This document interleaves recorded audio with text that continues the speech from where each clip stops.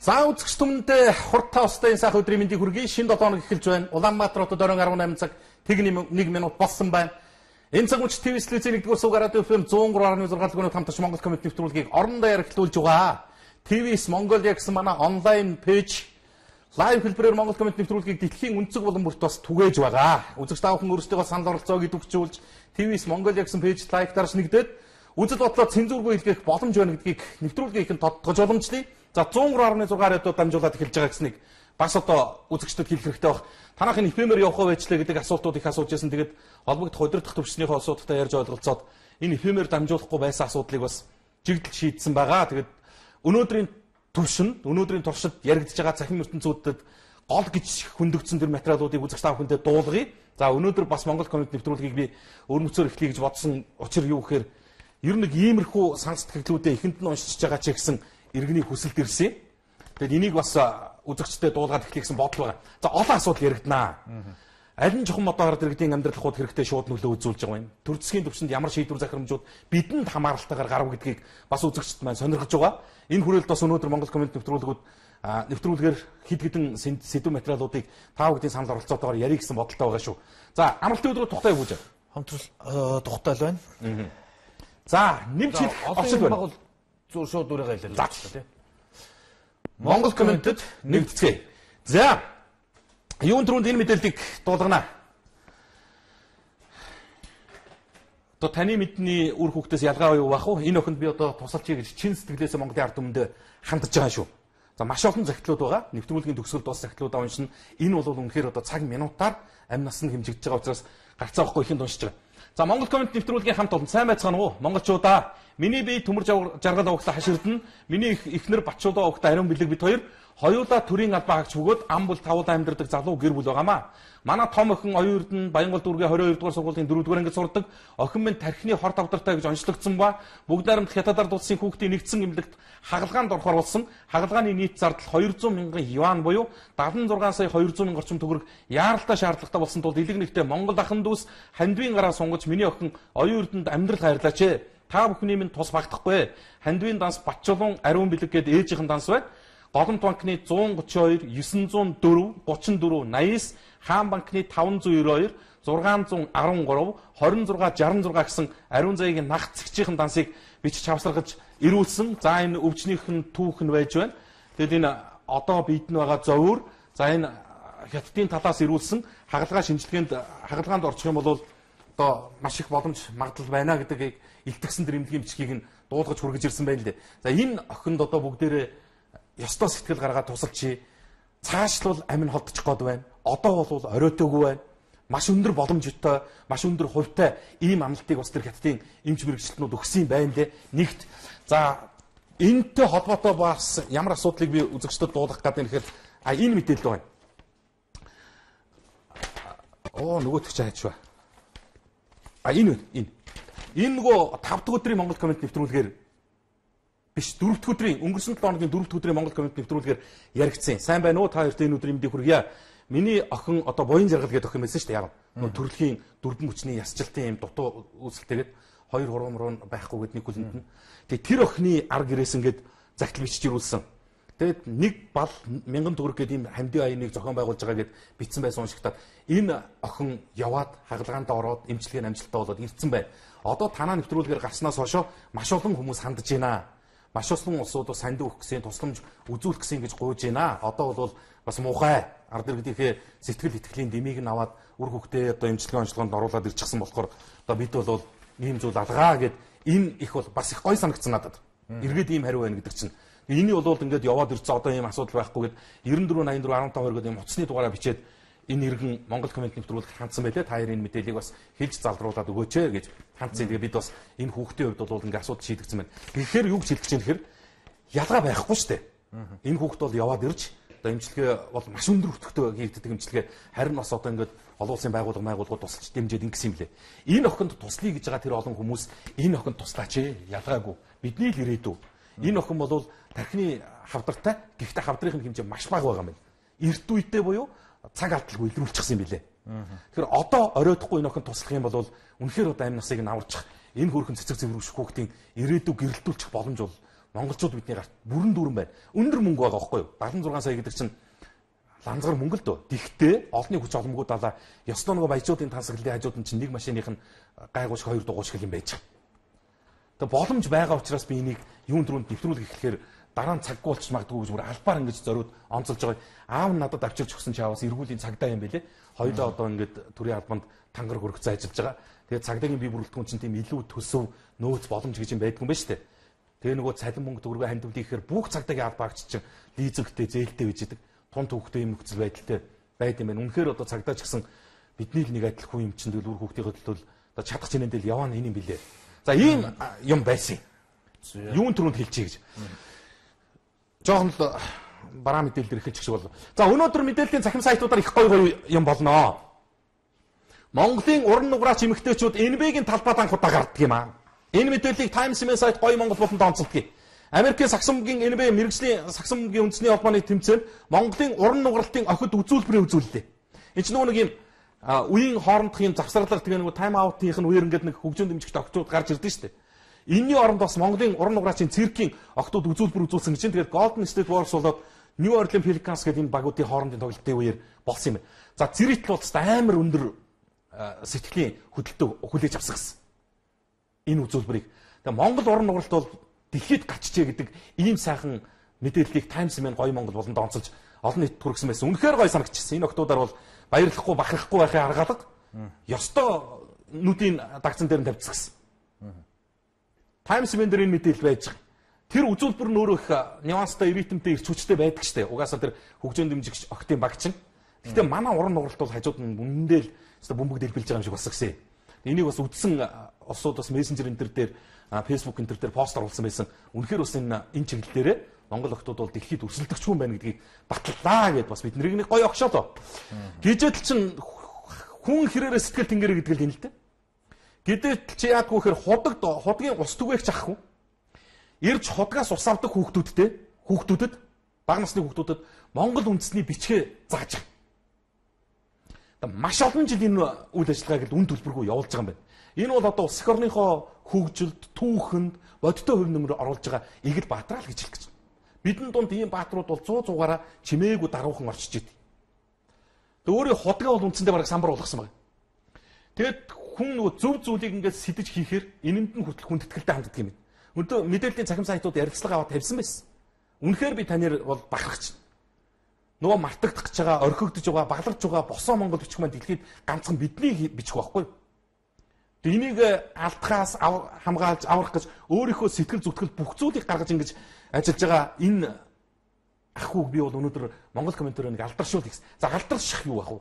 Бас энэ салбар яам бодлого тодорхойлж байгаа байгууллагуудаас нэг анхааралж хараах нутанд аваач л гэдэг үүднээс нь. Ийм итгэл зүтгэлийг илүүтэй дэмжиж урамшуулах юм бол Монгол босоо бичих бас түүхэнд тод тамгашгүй үлднэ. Энэ бол зөвхөн бидний сэтгэл зүтгэлийн асуудал байдаг юм байна.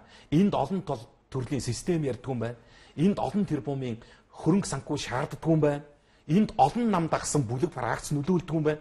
Зүгээр л надад юу байна? Түүгээрээ сайхан гэдэг энэ хандлагаараа бас ийм гоё эх оронч үйлдэл гаргаж байгаа ахыг би бас Монгол комментод өнөөдөр алдаршуулъя гэж бодсон. Сайхан байна лээ. Монгол бичих гэдэг чинь цаанаа өөр үгүй. Би нэг цагаан сарын өмнөх нь надад бас нэг их ихтгэлд илэгтэй сайхагч ийм Монгол дээл хийж өгсөн юм баггүй. Тэгээ би ингээд тэн дээр ингээд Чингисийн зарилгыг ингээд Монгол бичгээр ингээд одоо үдсэн үзэгчд бол санаж байгаа. Их эзэн бог Чингис хааны юм зарилэг сургаалыг ингээд шивүүлсэн чинь маш олон хүн уцаж асуусан баггүй. Хаана ингэж хийж юм? Яаж хийлгүү? Үн өртгөн ямар болж байгаа юм. Тэгэхээр монголчууд үндэснийхээ бичиг соёлыг матгсан хүсэлтэй биш харин илүүтэй сургасан оролдлоготой байгаа юм байна гэдгийг энэ чинь харуулж байгаа. Эндээс бүр Монгол бичгийн уран бичлэгтэн болсон хүүхэд энэ хүний гар дээрээс төрсэн байх лээ. Дүүргийн авраг болсон хүүхэд. Ямар ч одоо багшгүйгээр Монгол бичиг заалгаад тийм сайхан үйл явдал бас байна лээ шүү. За энийг нэг хэлье гэсэн. За салбар яам урамшуулахгүй биш урамшуулж байгаа юм байна. Элсэлтийн ерөнхий шалгалт болох гэж. Ердөө 800 авсан сурагч болгоныг сая төгрөгөөр шагнаа гэж. Тэг бэлтгэсэн багш болгоныг 500 мянган төгрөгөөр шагнаа гэж. Энэ бол миний хувьд бас нүдэ олсон урамшуул харагдсан. Хэрэггүй хий хоосон юмыг санхүүжүүлж яхаараа энэ бол маш бодиттой алхам. Элсэлтийн ерөнхий шалгалтандаа нэгдүгüүрт нь хамгийн өндөр оноо авлаа тэр хүүхэд. Хоёрдугаарт нь эрхчил сурах сургуульдаа сая төгрөгийн одоо төлбөрч байна. За төлбөр төлөхгүй шүү дээ. Өндөр оноо авсан хүүхэд баг урилгаар сургуулаа сонгочихно. тэтгэлэг тамрагдаад явна. Гэхдээ одоо энэ хүүхд чинь оюутан болоод ирэхдээ халаасандаа сая төгрөгтэй тэр нь өөрийнх нь оюун ухаанаараа потенциалаар олсон сая төгрөг байх нь шүү дээ. Ямар нэгэн аав ээжийн хөрөнгө мөнгнөөс биш. Цэвэр оюун ухаанаа ингэж өндүүлэх. Дээрээс нь энэ хүүхдийг бэлдсэн багш орхигдохгүй нэ. Одоо энэ багш жишээ нь 10 хүүхд бэлдсэний 3 нь эслийн ерөнхий шалгалтанд 800 авчих юм бол сая 500 мянган төгрөгтэй болох. Тэгээ бодлогын юм тогтолцооч ерөөсөө зөвхөн хүндээ сэтгэлдээ байдаг юм байна. Энэ бол одоо бүр өмнө нь хид яд хийж болохоор л байлаа. Сая одоо Эрдэнэт нэг тийм том олимпиад зохион байгууллаа шүү дээ. Зураг нь фэйсбүүкээр явлаа. Зүгээр бидэнд нөөц олцоо байгаа юм байна. Хүч боломж байгаа юм байна. Ганцхан зүгээр өмнө юу гэж сэтгэл жоохон дутж исэн юм гэдэг хандлага гаргаж чинь. Одоо явж байгаа энэ мэтийн мэдээллүүд нь яагаад харагддаггүй гэхээр жоохон ус төржилт ихтэй байна уу даа гэдэг хандлага гаргаж чинь. Боловсролын салбарт ийм гоё сайхан зүйлсүүд хийж чинь хэрэгжиж чинь гэхээр зэрэг тэнд нэг зөвлөхөд ногоон пассворд гэж ус төрсөн юм гаргаж ирээд л ингээл. Ногоон пассворд хүсэх мэдүүлэх хэрэг нь уг нь иргэн болгонд нээлттэй байж идэг. Иймэрхүү нөхцөл байдал бас байгаа юм байна. За энэ харин ч одоо зөв сайхан мэдээ юм уу би мэдэхгүй юм. Замын голд автобусны 60 буудал байгуулна. Одоо замын голд. Олон улсын жишгийг л дагж чинь л да. Одоо Сөүл энэ төр юм байдаг шүү дээ. Замынхаа голд автобусны буудлууд нь байж идэг. Тэг манад энэ орчин нөхцөлд манад замд бас тохирж ийн үгүй гэдэг их сонирхолтой. Жишээ нь одоо Улаанбаатарын төв зам байгаа. Автобусны 1-р игнэ. Инктэй авны өргөнчлөө. Эн чин жишээ нь ганцхан игнэ болчдөг уулзруу зөндөө байж шээ. Одоо баруун дөрвөн замаас харж байна.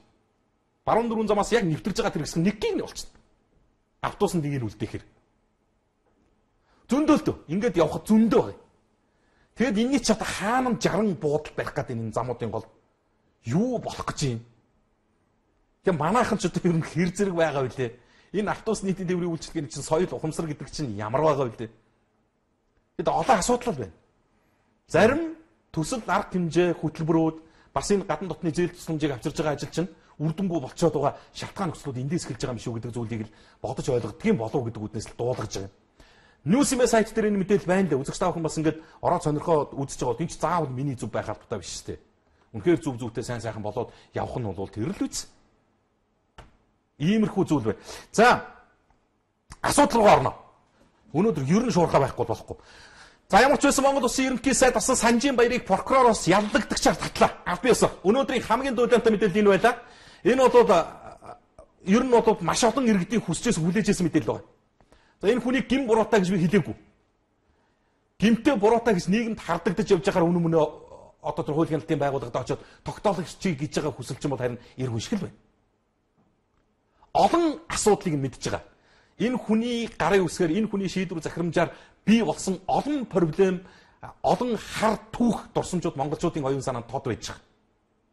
Оюутлогын гэрээнээс эхлээд одоо энэ хүнээс бусд нь хэцүү нэртэй хаалга татчих. Хоёр л үлдэж штэ. Нэг нь бол нөгөө зоригт. Шуурхаагээд дөнгөж түрүүхөө орлоо. Авилгатаа тэмцэх газраас өнгөрсөн даваа гарагт ерөнхий сайд асан баярыг Жастин Батгуугийн хэрэгт холбогдуулан байцаалд авсан тэгвэл нийслэлийн прокурорын газраас баярт эрүүгийн хэрэг үүсгэж ялдагдагчаар татлаа. Их сурвалжийн мэдээлснээр ерөнхий сайд асан баярыг Жастин Батгууд холбогдох хэрэгээс гадна оюу толгойн гэрээ болон офшор хөрөнгөтөр холбоотой асуудлаар байцаалд авч хэрэг бүртгэл нээсэн гинэ. Энэ сарын ихээр авилгатай тэмцэх газрын мөрдөн шалах хэлцээс оюутлогын компани хөрөнгө оруулалтын гэрээний 7-гийн 3 дахь заалтыг төдөлзүүлсэн холбогдох эрхүйн албан тушаалтнуудад эрүүгийн хэрэг үүсгэж шалгаж байгааг мэдгдсэн. Өөрөөр хэлбэл оюутлогын компани засгийн газартаа байгуулсан гэрээний дагуу цахилгаан стандарт барьж ашиглалтанд оруулах Монгол улсаас цахилгаан эрчим хүч авах үүргээ биелүүлээгүй бөгөөд одоо хүртэл бүгд найрамдах хятадад улсаас цахилгаан эрчим хүч импортоор авч хэрэглэж байгаа нь тогтоогдсон гэдэг. Энэ бол нэг шалтгаан. Зөвхөн жижигхэн өторхоо шиг шалтгаан энэ цахилгаан станц. Оюутлоготой холбоотой олон факт гарнаа. Олон баримт дэлгэгдэнэ. Олон улсууд нэр холбогдно. Олон ард түмэнд ирэх байсан тэрбум төгрөгнүүд салхинд хийсэн асуудлууд нээгдэнэ. Харин хизээвэ гэдэг л асуудал байна. Одоо ч чадахгүй. Ард түмний баг үндсэндээ юу гэдэг тэр хүсэлтэнд нийцүүлэх гэж энэ хүнд хэрэг үүсгэж штэ. Одоо өөрөөр хэлэх юм бол нэг ард түмний энэ эсэргүүцлийг намжаах гэж дарах гэж ардын нам засаглаж явах үедээ энэ оюутлогын гэрээг шийдэж чадах уу? Оюутлогын гэрээтэй холбоотой хийгдсэн хуудуудаа бүхнийг ер нь зэгцэлжиж барах болов? Би бол барахгүй гэж бодож байна. шалтгаан байна. Ингэж хэлэх шалтгаан байна. Яг тэгэхээр оюут толгойн тууцад ийм хүн байж идэг л гэж бодоход л одоо жишээ нь энэ хэргийг яаж хийдэг юм? Шуурхай мэнэс би энэ цуврал мэдээллүүдийг хүргэж байгаа шүү. Шуурхай мэн дээр их сурвалжтайгаа байгаа. Зөвхөн авилгатай тэмцэх гадраас төрийн өндөр албан тушаалтнууд болоод төрийн 17 байгууллагын албан тушаалтнуудын хөрөнгө оруулалтын мэдүүлгийг зарласан. Энэ дундаас өнөөдөр Шуурхай мэн ганцхан хүний хөрөнгө оруулалтын мэдүүлгийг чинь онцлоод өдөр өдөрт хүргээд байгаа юм Шуурхай. Өдөр болгон хүргэж байгаа. Өнөөдөр гэхэд Эрдэнэс оюун толгой компани өдөр дах зөвлөлийн гишүүн Багвандыг онцолсон байна. Энэ оюутлогоо өдөр дах зөвлөлд сууж байгаа хүн байхгүй юу? 2017 онд 252 сая төгрөгийн орлоготой ажилласан Багванд. Зөвхөн өөрөө 400 сая төгрөгөөр үнэлэгдэх 2 орон сууц авсан. Мөн хувьдаа Toyota Land Cruiser, Mercedes-Benz загварын ийм автомашинуудыг тус эзэмшдэг. Хадгаламжиндаа 1 тэрбум 965 сая төгрөгтэй хэмээн мэдүүлсэн. Хадгаламжиндаа 2 тэрбум төгрөгтэй.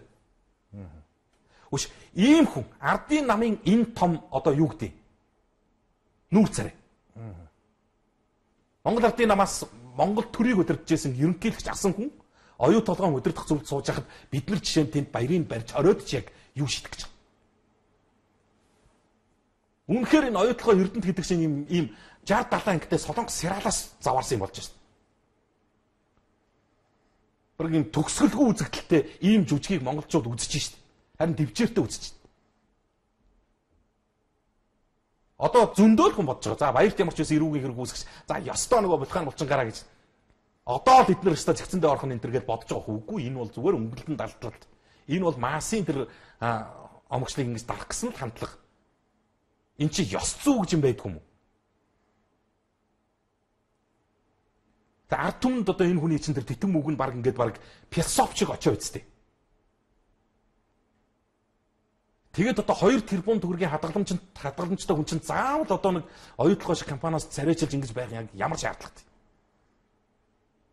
Энд бас нэг уул уурхай мэддэг гадралдаг бас нэг ийм залуу боловсон хүчнүүд Монголд олдохоо болчихсон юм. Эсвэл одоо тэтгэврт гарсан ерөнхийлөгчийг эрхлүүлж байгаа хэлбэр юм уу? Юус ойлгохдод маш төвхтэй юм нөхцөл байдал байна. Тэгвэл ийм шалтгаанууд байхад энэ засгийн үед энэ 65-ийн үед оюутлогын асуудал зэгцэрч хийдэгдэхгүй нэ л гэдэг зүйл байна. Ингэж ярьсан бэлгээ мэтэн нөгөө популист гэдэг нэрлэгддэг тэр нөхдүүдийн бууны нохоо гэдэг хочоо зүгээд л амьдрах ийм л тавилан байна. Нөгөө бүтээж байгаа, босгож байгаа, болгож байгаа бүхнийг тасдаж унагадаг, чавчдаг нэг их оронч гэж чэйжэд илдсэн шал худлаа цаасан болгоотууд гэдэг нэрэнд ороод дуусах юм бил. Энэ их сурвалжтай байгаа Шуурхай мэн дээр. Өдөр өдрөөр ингээд энэ цаашаа гарна л. Зя ерсэн сэтгэлдлүүдээс дуулга ёо. За сонгон хайрхан дүүрэг 25 дуураараа 25 дугаар гудамж гээд за энэ сэтгэл доош яваад өглөө. За нэмэхгүй гэсэн чинь ард түмнийг дахин доромжилж жил бүр тэтгэврт гарах насыг 3 сараар нэмсэн гээд фэйсбүүк дээр нийгмийн даатгалын газар тавьсан байна. Энэ тухай яриач гэсэн байна. Толгой дараалан барь шалгаж хөрөгийг нь хураах хэрэгтэй. Сайн байна уу? Бурхан болооч нараа ил тавих нь аялал жуулчлалын бүс хөвсгөл аймагт их байна. Энэ нь хөрс ургамал агаараар олон төрлийн өвчин дараа жидэж уух эмийн ургамал мал мах хэрэглэхэд хэрсэлтэй хууль журам байдаг бол лам ард иргэд талигаас нартай хүндэтгэлтэй хандмаар байна гэсэн байна. За баяр шоронд ороод Монгол улс аврагдана гэсэн зүүн салааны тогны хүчийг янзалж өгөөч. Зүүн салааны тогны хүчийг янзалж өгөөч. За бузар явдал төрд болдог буруу хөгжилд засагт байдгийг дэмбэтхийг гişүүд хийдэг дарамтлуулж амьдрах нь иргэдэд оногддог худлаа ярьдаг нь манаа. За холигтуулж хонохгүй нь ард иргэдээ гэсэн байна. 23 настай хойд эцэг нь 9 настай охиноо хүчирхийлсэн хэрэг гарлаа гэсэн байна. За татвар нэмэхгүйгээд байсан өнгөрсөн жилээс зам ашигласны татвар нэмэгдсэн байна. Ачааны машин 40 мянга байсан, одоо 60 мянга болсон байна. Энийг сурвалжлаад өгөөч гэж байна. Архангай аймагт нефт бааз бариад Эрдэнэт хот руу явсан авто тээврийн барилга угсралтын засварын террористийн 2 дугаар анги одоо ямар нэртэй байна вэ? Мэд хүн байвал хэлж өгөөч туслаач гэж байна. За баяр загалмайсан эцэг нь баг банд очроод элбэг дөрс нарыг шалгах хэрэгтэй. Монголчуудыг доромжилж чадаж байна гэсэн байна. Баяр мэтийн олон хүн баг байгаа бүгдийг нь барьж шалгах хэрэгтэй шүү. Шоу болгож болохгүй гэсэн. Хаян хэрваа гişүнэ шарын гол сумын засмал замаа хизээ тавих вэ гэсэн байна. Баруун салааны бомбтын аршины ойрын орчим хур хог хүн байцахгүй аргагүй их болоод үнэр танаар дийлдэхэ боллоо гэж шүү. За хүчирхийлэгч хулгайч дээрэмчдэр дүүрсэн Монгол улс боллоо. Хууль цагдаагаа чангаж хэрэгжүүлээч гэсэн байна. Баг банд бандачжээ. Юунд худлаа юм бичдэг юм бэ л гэсэн байна. За баг бандгаа оюу толгой нийлж ард түмний эсрэг ажиллаж байж юм титэм мөг ном бичигч гэжтэй ард түмнийг битгий доромжлоорой л гэсэн байна. За заавал уншаад өгөөрэй. Газар өмчлөх хугацааг хязгааргүй болгож болдоггүй юм уу? Үндсэн хуулиндаа Монгол улсын иргэн бүр нэг удаа газар өмчилж авах хэрэгтэй гэчээд одоо хугацаа зан шахаад байх хэрэг байна уу? Ядарсан ард түмэн чинь яаж тэр үнэтэй газрыг авах юм бэ? Согн харган дөрвийн 25 дугаар гудамд улсаас тог тавьж өгөөч ээ. Айлууд нь хуваараа тог нийлүүлж тавьсан тул тогны хүчтэй муу байдаг. Хороон дарга Бачлуу 2018 оны төсөвт оруулсан уу гэсэн асуулт явж байна. За их орон газар нутг нь улсын өмч ард түмний өмч байтал нэг муухан компани өмч хөрөнгөтэй тэнцүү эрхтгш гэж үндсэн хуулинд заасан байдгаа. Энэ нь өнөөдрийн нийгмийн алдаа юм а гэсэн байна. За их орон газар нутг минь улсын өмч гэтэл энэ онцгой өмчөө эрүүгийн хуулинд бусдын өмч гэх юм аа л гэж байна. За бэлгээ хүч өрөө та хоёрт амжилт хүсье. Та хоёроос гуйх юм байна. Тэмүүлэн Баатар нэртэй барилгын компани захирал эмэгтэй. За 77 айл өрхийн байрны захиргааны урьдчилгаа гэж 1 тэрбум 820 сая төгрөг 2012 онд аваад өнөөдөр хүртэл сургаггүй боллоо. Бидний 77 айл зарим нь энэ хугацаанд бурхны оронд очиж үгүй болсон байна. Үлдсэн хүмүүс нь нийлж нэгдээд хэд хэдэн удаа цагдаад хандад залилан гэж ирүү үсгүүлсэн ч прокурор 5 удаа хэрэгсэхгүй болгосон. За ингээ усныхан дугаарыг бичсэн. Төвдөн дээр самбуу гэдэг хүмүүнээс Facebook аягнаас энэ сэтгэл ирж байна. За өвчтөе зовлонтой иргэд хүүхдүүдэд тэр их мөнгөнийг нь хурааж эмчилгээнд нь явуулаач л гэсэн байна. Бид өдөр болгоно нэг ийм асуудал проблем. Заавал Монгол комментод бол би иймгүй өдөр бараг сүүлийн үед таарсан шүү дээ. Үнэхээр тий чин харамсах. Даанч явдал гэмээр байх. За нэг ийм хэргийн чанартай мэдээллүүд нэлээд байна. За нэгдүгээрт нь юу гэхээр энэ G-time-ийн хэрэг юу болж байна гэж асуугаад байна. Маш их Монгол комментод бас нэлээд их ирдэг сэтгэл байхгүй. Энэ G-time-ийн маратыг чи алдсан гэж энэ найзуудаа. Алдсан. Одоо орон дээрээс суулжилж байна гэх. Тэг яагаад алдсан гэхээр батлан даалтаар сулалцсан гинэ. Тэг батлан даалтаас оргон зайлцсан гэд одоо орон дээр хайж байна. Үгүй та нар энийг Монголоос оллоо юу? Энэ хүн чи одоо Казахстан руугаа гараа явахгүй мó тэр их мөнгөтэй хүн. Хоёрдугаарт нь яагаад ийм олон хүнийг залилсан тийм олон тэрбум төгрөгийн асуудалтай хүн батлан даалтанд гаргачдаг юм бэ? Энэ яг юу вэ цаана? Нөгөөд нэг тийм шүүх прокурорын байгууллагын чинь асуудал яригдж байгаа үстэй. Энэ битгийг л нэг 2 хоньны хэрэгтэй залуу одоо болтол байж л байна шүү дээ. Айлын хоттой өнөөс 2 хонь хулгайлаад идсэн.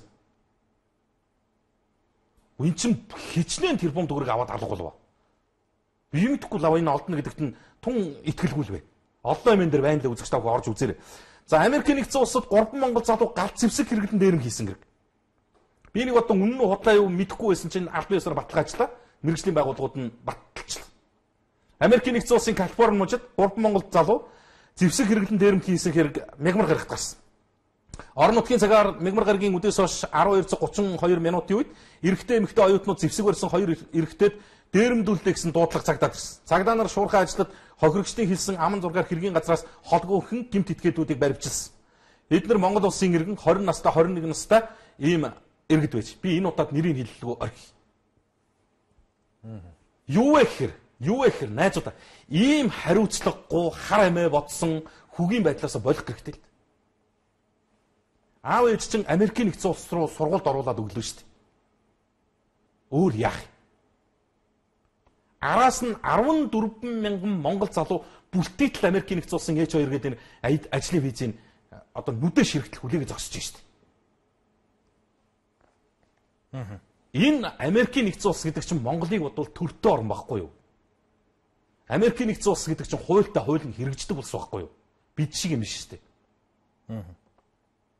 Бага цөөхөн хэдэн монголчууд нь буу бариад эрэм хийгээд яваад ахаар нь одоо дахиад 14 мянгаыг авч ажиллауллаа юу?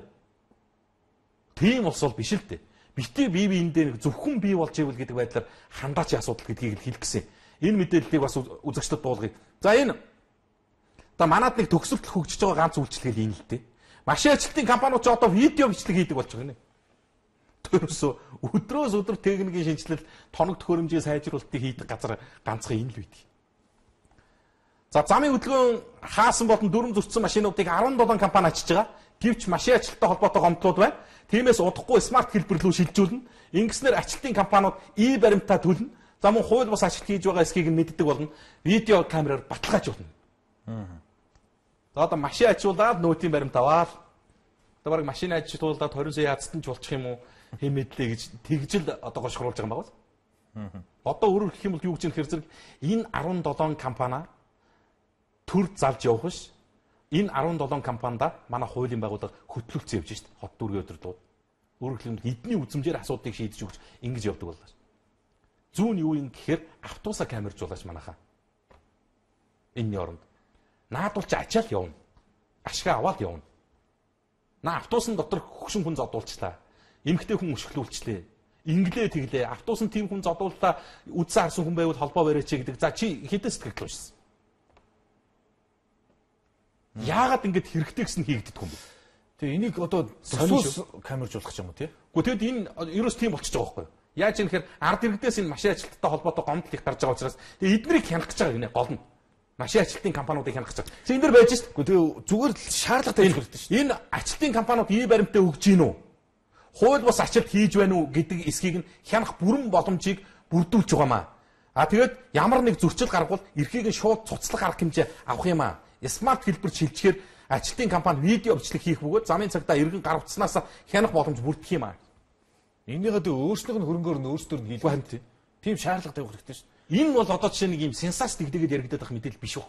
Гэхдээ та нар нэг 5 автобусанд камер тавьчихлаа. Ядаж автобусын дотор камерт уулчих юм бол энэ 10-20-оо гарвцаар алдж байгаа, гарвцаа хулгаад алдж байгаа асуудал чинь цэгцрэн шүү дээ. Айхгүй ч гэсэн айгүй гэж чинь хичнээн халаасны улгаач ч гэсэн камер дор хулгай хийгээд байхгүй ч дээ. Ийм юм ярихаар тэр нь дэмжигдэхгүй их сони. Тэгээ бид нарыг ярьсаар байтал бүх юм оройтго. 23 настай залуу 9 настай дагвар охиноо хүчрхийлдэг. Бид одоо энэ хүүхд хүчндүүлж байгаа мэдээллийг ингээ өдөр болгон яриа сууна. Тэгэд эн чинь өчнөө юм ярьж штэ. Саяны тэр жагсаал цаазын ялыг сэргээх тухай байгаагүй маа гээл нөгөө эмэгтэйчүүд одчоол их хурлын дарагтаа уулзахтаа хэл. Тэгээ цаазын ялыг сэргээчих юм бол энэ улс их орн чинь олон улсын байгууллагуудын өмнө хүлээс үүргээр үзэлтгээс ухарж байгаа юм. Олон улсын худалдаа эдийн засгийн им хамтын ажиллагааныхаа хүрээнд 20 гаруй хэмжээнд орно. Зөндөл юм хэрэггүй бид тэгнээргүй л байна. Үнэхээр одоо сайн сайхан гэж үзсэн тэр төвчлээс ухармааргүй. Гэхдээ ингээд ийм хэрэгүүд гараад л байггүй. Ой 8 сартаа эрэгтэй хүүхд хүчирхийлүүллээ шүү дээ. Эрэгтэй хүүхд. Та нар боддоо бүр боддоо боддоо.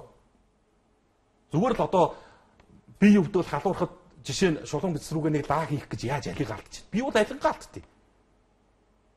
Хүн нилээн болж чинь шүү дээ тэр лаг. Тэгээ ой 8 сартаа эрэгтэй хүүхд гэд боддоо. Юмд бод хандахгүй. Амар л агаар юм яриад их асуудал чинь зүгээр хамар дор байна шүү дээ. Ингээл энэ арх уугаал орж ирэл бүр хаягтайгаа хороотойгоо нэртэйгээ устайгаа байж шүү дээ. Тэгээ сүүлдээ одоо иймэрхүү мэдээллүүд их гарах тусмаа энэ бол зүгээр нийгэмд байж л байдаг үзэгдэл юм шиг ингээ болж хувирах гэдэг нь. Юу гэхээр бүүжи хамгийн аюултай нь хүлээн зөвшөөрөх хандлага руугаа яваад байна. Хамгийн аюултай нь энэ багхгүй юу?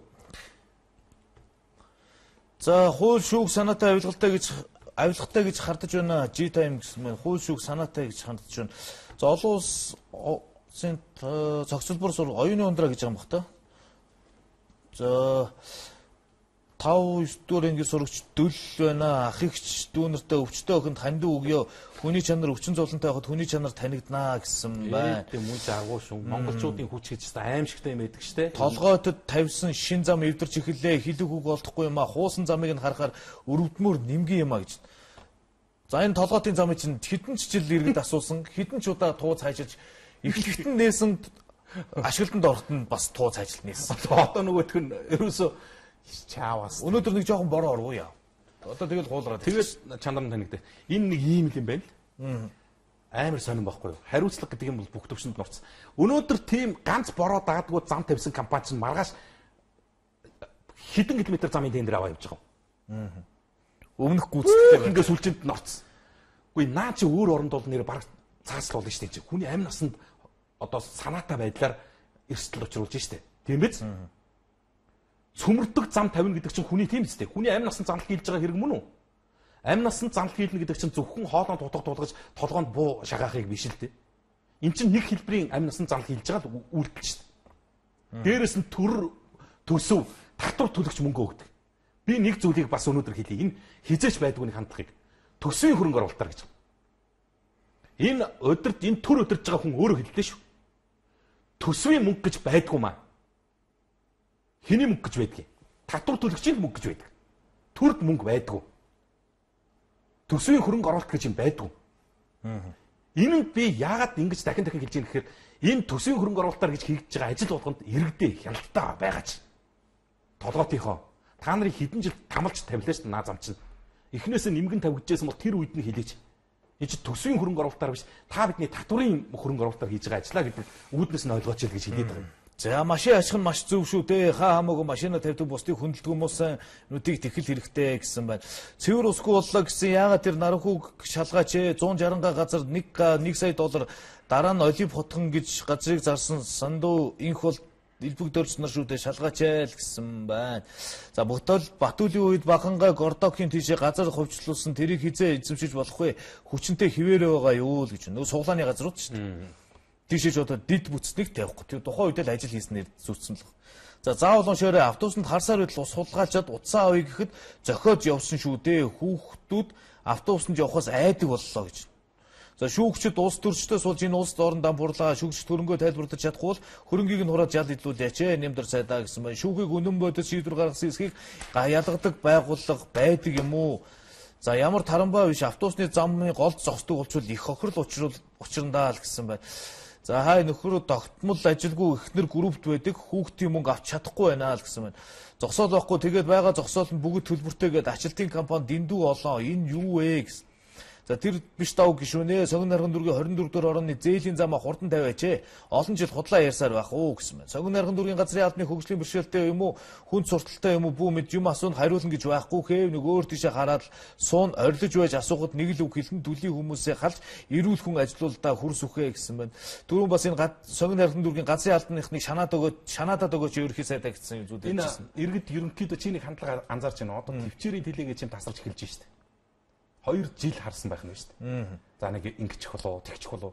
За энэний засаг солигдоод тэрнийх болохоор нэг өөрчлөчих болоо. Энэ гişүүнийг хэлсэн юм даа нэг за нэг жил харъя. Дахиад нэг жил харъя. За одоо тэрнийхээ замыг тавьчих болоо. Өнөөдөр дандаа энэ нөхдүүдээс амлалт нэгсэн юм ирж штэ. Энд бас одоо анализ дүгнэлт хийх байлгүй энэ хүмүүс. За тэгээд хийх ёстой хүн нь одоо бүгд нарт хятад ард улсад айлчилж явна. Энэ бол нэр зогцсон гişүүд төр ирж штэ. Дахны шарын гол сумын зам гэж байна.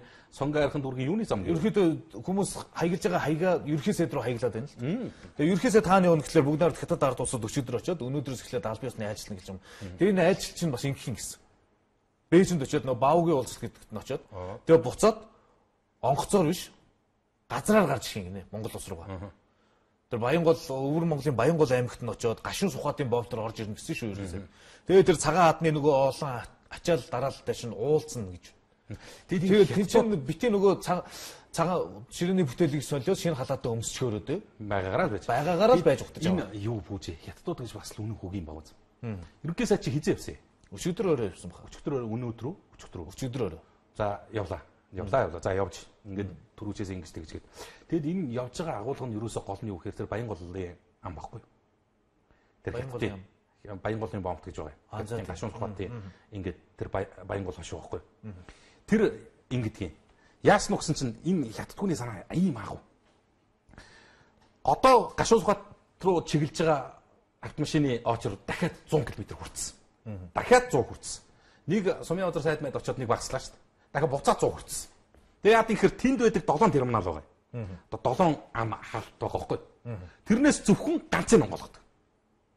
Тэгээд нөгөө такста машин байна. Мөнгө өгөөд нөгөө хахуулаа өгөөд ордог машинууд байна шүү дээ. Ийм машинууд нэмэгдээд ирэх юм бол 2 дахь нь онгоолдог. Тэгээд одоо сая Монгол Улсын ерөнхий сайд хятад руу айлчилж байна. Энэ асуудлыг ярих гэж чинь гэхээр зэрэг тэр 7 ам долуулаа онгоосон чинь өнөөдөр ганцхан өдрийн дотор өглөөнөөс эхлээд өдөр нь 2 цагийн байдлаар тэндээс мэдээлэл авахд тэр 100 км 120 км болсон байна. Үнэн хөгийн багуус одоо хөгийн ч гэх юм уу манайх ч гэж манайхын тэрийг тэгээ ойлголцоод тэр 7 чи ингэ боддоо тэр 7 асуудалгүй нэгдчихэд өдөрт одоо жишээ нэг 1000 тонн нүүрс гардаг бол 7000 тонн нүүрс асуудалгүй гарч байгаа байхгүй. Нүүрсний экспортыг нийлүүлэх гол зорилготой л яваан гэсэн шүү дээ. Тэгээд бас ийм бичсэн ажиллуулаад тий. дараах асуудлуудыг шийдвэрлэх юм гэж байна. Олон жил ярьж байгаа төв зөвлөх байгууламжийг нэг мөр шийдвэрлэнэ гэж. 6 засаг дамжиж яригдсан гэсэн шүү энэ асуудал. За гашуун сухад бомтын нүүрсний экспортыг нэмэгдүүлнэ, 1080 айлын орон сууцны хөтөлбөр хэрэгжүүлэх гэрээ хилцээр байгуулна.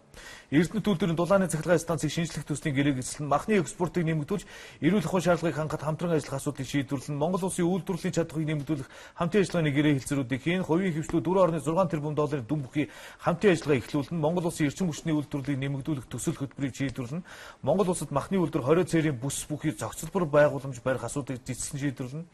Монголын говийн мазаалаа багвыг хамгаалах чиглэлээр техникийн тусламж хамтын ажиллагаа эхлүүлнэ.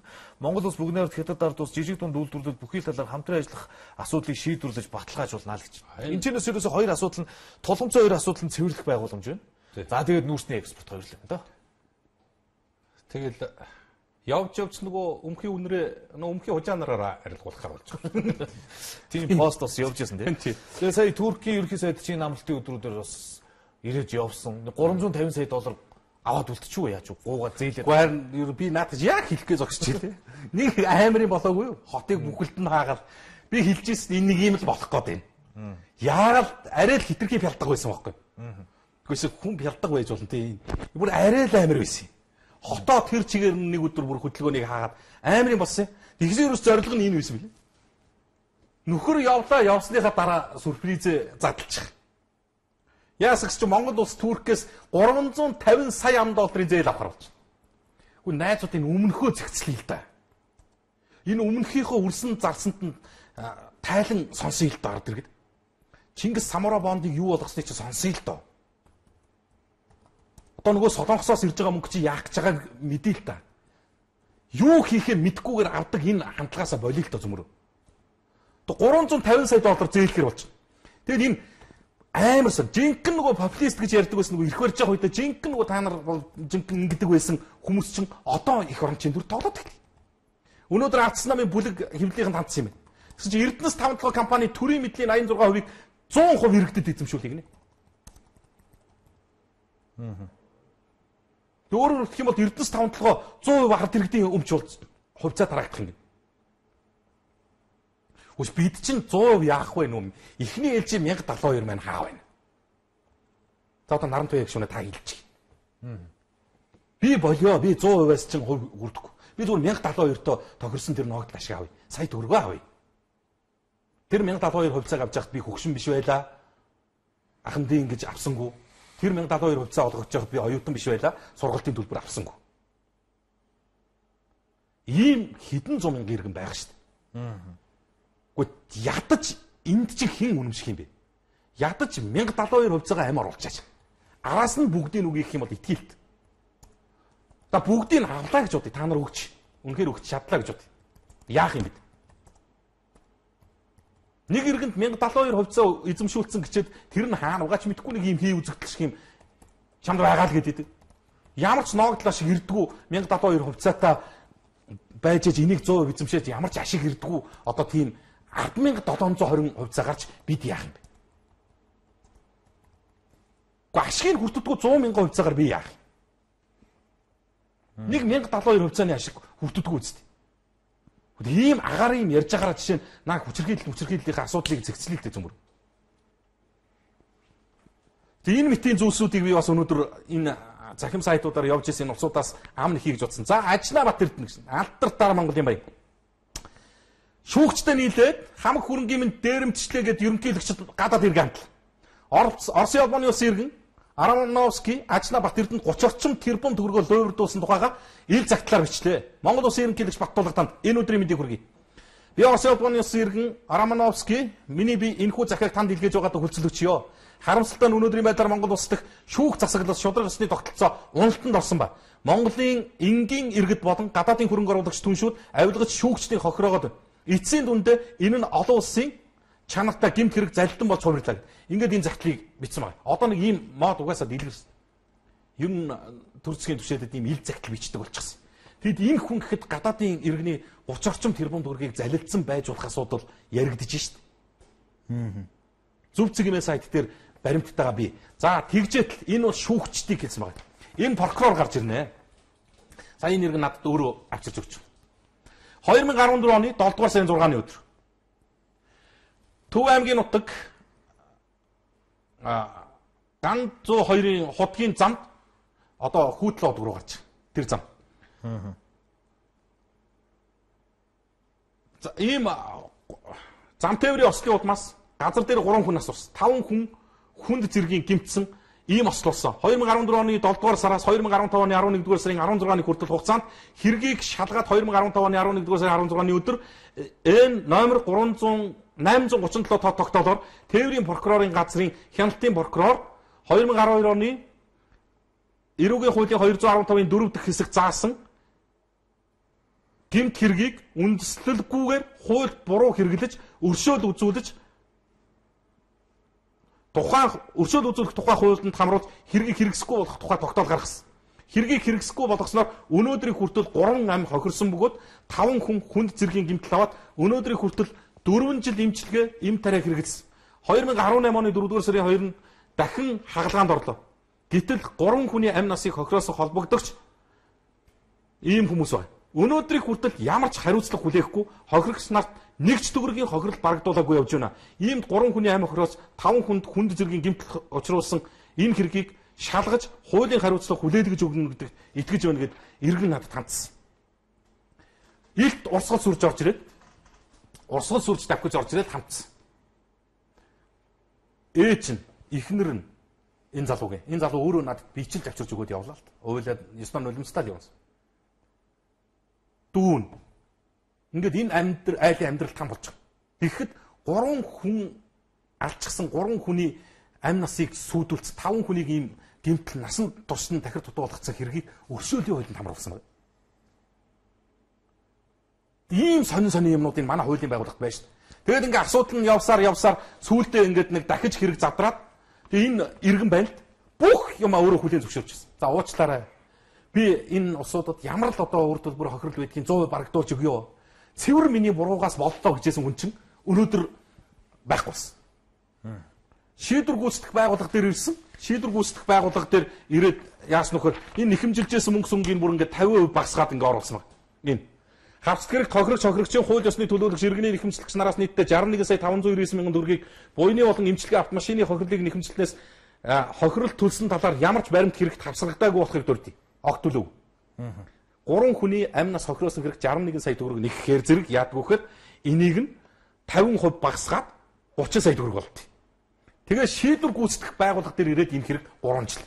Монгол Улсын шүүхийн шийдвэр гүйцэтгэх байгууллага энийг шийдэж чадахгүй 3 жил болчихсон. 3 өрөө байрыг нь битүүмжилсэн гэж байж идэг. Ийм аимшигтай юм л тэгээд өдөр болгон сонсогдох дуулах. За сайн байна уу хоёроо налаахан замын хизэнээс янзлан гинвэ мэдсэн үү мэдээлэл өгөөч гэсэн байна. Уншаад өгөөч шүүхийн шийдвэрээс болж хохирсон хүмүүс зөндөө байдаг байх ганц би биш. За эзэнгүү байхад хувийн өмчлөлийн хашаандаа арын айлын зөвшөөрлгүй бохрын шугам хийснээс болж хашаандаа байшин барьж болохгүй гэж шүүхээс шийдвэр гаргасан. Эрдэнэ хотын шүүхийн шүүгчдийн хэргийг шалгуулах ёстой байна гэсэн байна. Эрдэнэ хотын засаг дарга нар ажиллаа хийгээч. Хороо хорины гудамж талбай шавар шахуунда дарагдаж гүйцлээ гэсэн байна. За юун 2020 он бэ? Хурдан улсын хурлыг тараагач. 2020 он хүртэл ард түмэнд оромжлуулсаар суух уу? Банк нь хүүгийн татвар дээрээс нь тэтгэврийн нас жил бүр 3 сараар нэмсэн байна. Согин арган дүргийн 28 дугаар хороонд тавьсан шин зам боржуур үүрээ дууслаа яандаа л гэсэн байна. За наад төр засгийн эргүү толгоонуудыг харахаар арчаагүй айлын хормогож ирсэн авгаанар шиг харагдах юм а арайчтэй дандаа гуйлга зээл гэсэн байна. За тийштэй бэлгээ зөв хэллээ. Би ч тэрнээс нь юу ч аваагүй. Би л аваагүй л байна. Бүгдийг нь авмаар л байна штэ гэсэн байна. Эрдэнтийн дарга нар ажиллаа хийдэггүй штэ. Мөнгө л хийдэг гэсэн байна. За надад хувьцаа байсан ч гэсэн. За болио би надад хувьцаа байсан ч гэсэн гэнэ үү. За цаазын хууль яасан бэ? Хүчингийн эрхтөнгүүдийг түргэн цааслах юмсан гэсэн байна. Сайн байна уу? Толгойн зам ямар шалтгаанаар эвдэрснийг мэдэхгүй байж ингэж бичиж болохгүй л дээ. Замын хажуудах цэвэр усны шугам задарснаас бол суулт үүссэн шүү дээ. Ямар шалтгаанаар ямар учраас гадны нөлөө энэ тэр судлаагүй байж амныхаа зургаар ярих юм аа л гэсэн байна. За энэ асуудлыг бол оршин суугчид нь ирүүлж байгаа юм аа. Чанар шансаа. Би бол одоо толгойд руу очиж үзлэг 2 жил болж байна. Тэнд амьдардаг иргэн сэтгэлдээ бичээд ирүүлээ. Тэгээ борооны ус задарч чинь шугам задарч л байгуу. Тэгээ шугам задрахаар жишээ нь зам хагарч л байгуу. Жишээ нь одоо устаадгүй замыг л ойлгохгүй л гэж хэллээ шүү дээ. Тэгээ устаадгүй зам тавьчихад одоо тэрийг гавьяа юм шиг эргээд өн чи одоо баг битэрийг зэмлэж шүү дээ. Тэгээ та нар ийм зам тавиал байх уу? Наад чинь бол би шууд хэлье. Энэ одоо саяны сэтгэл бичиж байгаа иргэн сонсож байгаа энэ компани ажилтан байна. Би таныг одоо тэгж бүр хараагүйч харцаарч уншина гэж шиг хэлье. Та тэр компани төлөөлөл байна. Ёстой холоо очиод хуцаал гэж хэлж. Энэ бол Монгол улсын иргэний амь насан зал хийж байгаа үйлдэл заа юу. Энэ Монгол улсын эрүүгийн хуулинд тодоос томруугаар бичээд өгсөн байдгийг. Та хэрэгжихгүй, хууль хэрэгжихгүй байна гэд хариуцлага болгоныг хэлсэн хүн болгоныг ийм тиймээр нь дуудаад явах гэж байгаа бол ёстой хол юм дүрж байна. Эн чинь бас хилдэг ярддаг хүн байдгийг. Хаана хизээ аль компани ямар чанартай зам тавьсан юм. Тэгвэл гаргаад ирэлтэй. Үнэхээр Монголд бол хүний амь насанд ээлтэй, эрүүл мэндэд асуудал үүсгэхээргүй, эд хөрөнгө сүйтгэхээргүй ийм зам байна гэж хэлэлтэй. Танай компанийч байж болно шүү дээ тэр. Тэгэх юм бол тэгэл ёстой шууд дуулгаал өгчл болж байна. За энэ нэг банктай холбоотой асуудал яригадаад байгаа шүү сүүлийн үед. Нэг банкны барилгын компаниуд ингээд залдсан марьсан гэдэг нэг асуудал яригадаад байгаа шүү. За тэрэнд баримт шаардсан, баримт нь хүрээд ирсэн байсан.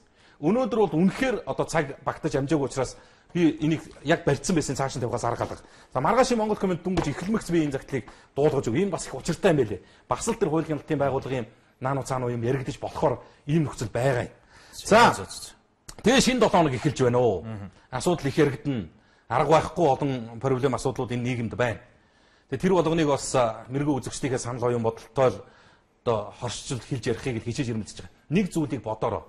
Бухимдаж, уурлаж, үзэж, энтер болж хэлж, ярьж, зэмлж байгаа энэ хүмүүст хэлэхэд энэ өнөөдөрч бай, өчигдөрч бай, өнгөрсөн бүх хугацаанд Монгол комент нэвтрүүлгийг би хөдөлж явахдаа, бүжээ хөдөлж явахдаа үхэндээ бэлгээд хэрэгтэй нэг асуудал ярьж байгаа юм шүү.